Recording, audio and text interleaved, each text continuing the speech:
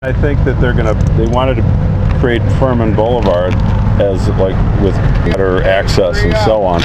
And I think my view and the view of other people, and again, I'm not an expert on this whole thing. It's just like a policy won't city.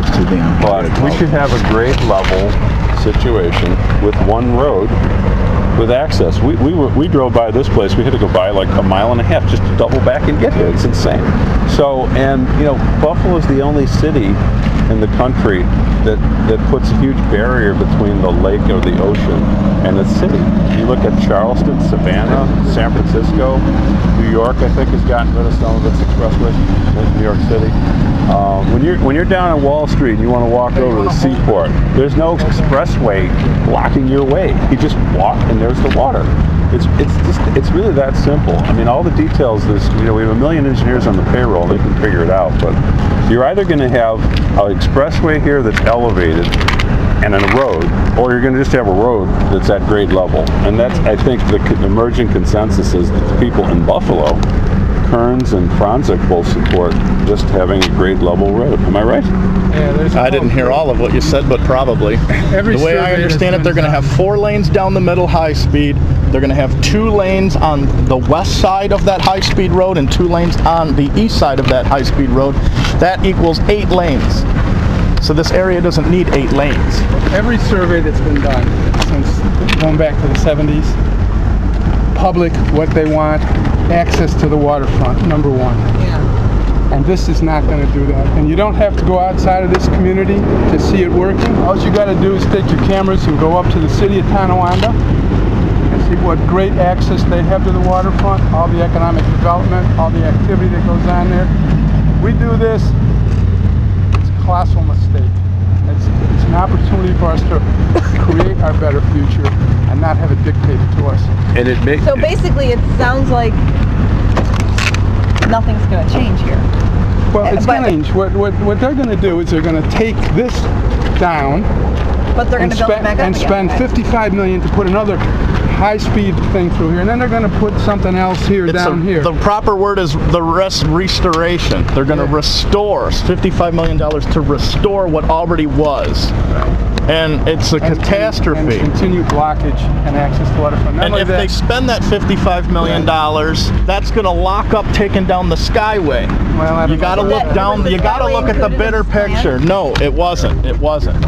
But so we're focusing on this right now because if you asked me before about long-term goals is to create an infrastructure now that so people will have the ability to continue doing what they're doing, but it'll also open up the opportunity to bring the Skyway down sooner than waiting another 50, 60. One of our new producers that may see this doesn't know who you are. That's fine. Tell me your name and spell it. It's Michael Kearns, South District Council Member, Kearns. Okay. Today, obviously, being in the district, you're down here for what?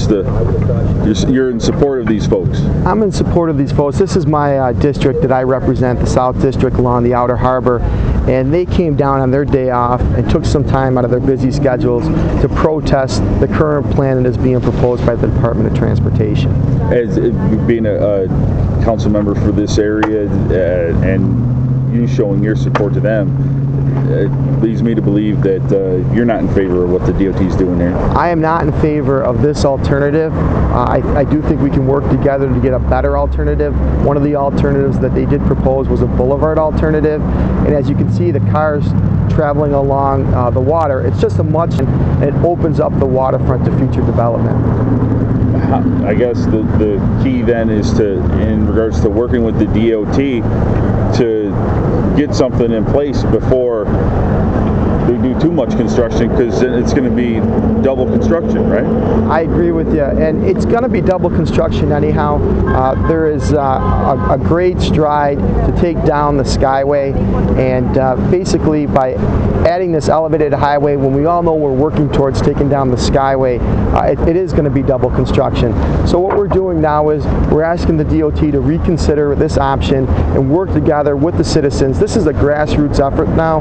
The Common Council has spoke unanimously 9-0 in support of another alternative. However, we're hoping that the DOT reconsiders what they're proposing for the project. Does the city have any recourse? Does it have any way to put pressure on the DOT to do something that Buffalo and the citizens of the region feel would be more beneficial to the region?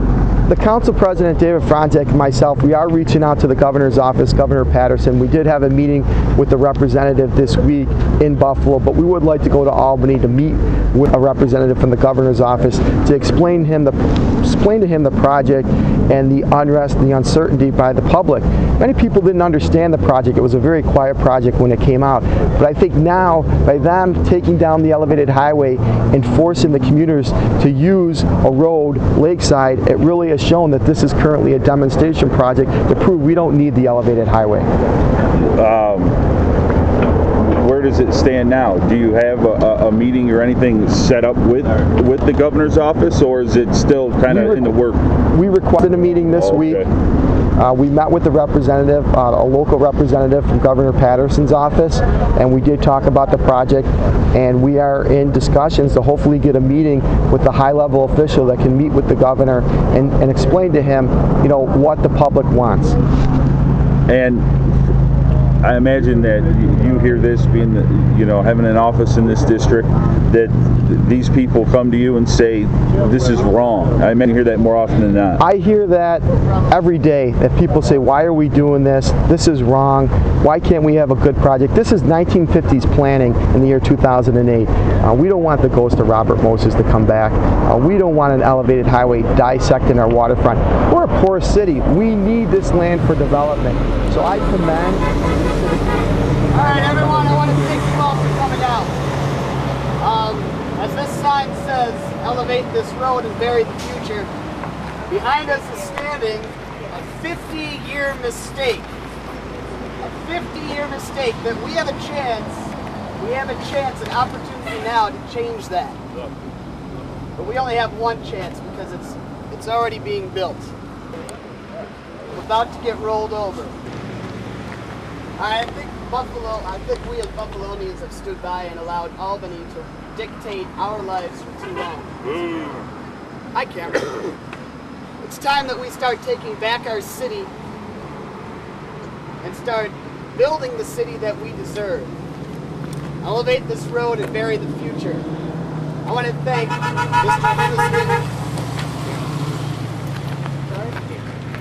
Dan for coming out. He's a candidate for Congress. He's on our side. Vicki Kearns for coming out. Very big supporter of all of this. And with all of your help, we're going to get this thing torn down and the road built like we want. Lower the road. We can't afford to make. To our backs is the jewel of Western New York, Lake Erie. We're about to build a wall which will separate the east side of this wall, will separate everyone from this jewel. And there's no reason to do that. Right now we have a boulevard, as you can see, already in place. Traffic has not been slowed down. It's accommodating the traffic, and it's accomplishing what we needed to do. By building this raised raceway, we will be taking 77 acres. Think about it, 77 acres of prime real estate. Our biggest asset will be under a road, and there's no reason for it. This boulevard is handling the volume. It's handling the traffic. What we need to do is we need to force this issue. This has to be a community effort because it's already going. We need to stop it because otherwise our kids are going to be paying for this mistake. Our grandkids are going to be paying for this mistake. There is so much developable land on the other side of this wall, on the east side of this wall, that we cannot afford to waste. So let's rethink this. Let's take the money that we're going to use to build this elevated section, apply that to tearing down the Skyway. All right. Let's not waste this money on this elevated section. Let's use that 77 acres for development. We can do it wisely. We can take advantage of this beautiful landscape that we have right here. If you look over here where it's already lowered, it's beautiful. Look what we're dealing with right now, and it's only going to get worse.